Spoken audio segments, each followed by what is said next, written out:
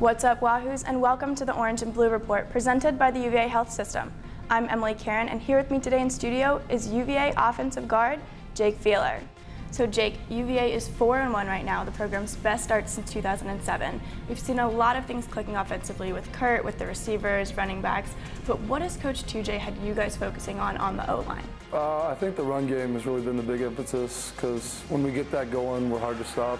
Opens up a lot of stuff for Kurt, and then you run the ball well, you control the game and the clock. Now, 2J is all about low, mean, and nasty, is that right? Mm-hmm. How does that mantra reflect what you guys are trying to do on the field? I think that, like I said, the run game, that goes hand in hand. If you truly are those three things, which it's not easy to be, it sounds simple, but it's hard to stay low and while keeping an attitude about yourself. But if you really truly do those three things, then, like I said, that's when our run game really gets going. How has the lineup evolved for you guys this season? So I started out at center at the beginning of the year, which I was comfortable at and I think capable of playing, but we decided to move Dylan Rankin to my end and move me over to right guard, which I think tremendously helped our offensive line get push in the run game and everything.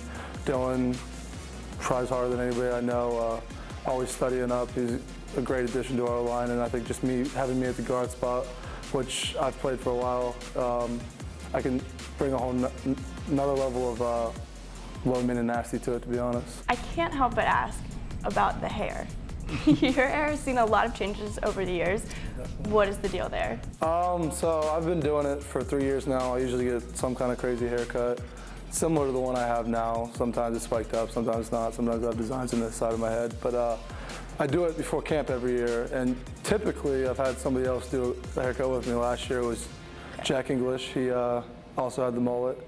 And then also Steve Moss and Jack McDonald shaved their heads completely and just grew up big beards. But this year I kind of, especially since we're having a good season, I can't change it up, decided to keep growing it out. When you look back over your time here so far, what has been the most memorable moment for you?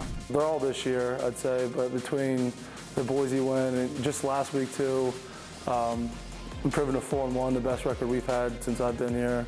I mean, we went 5-7 one year, but 4-1's better than we started that year even.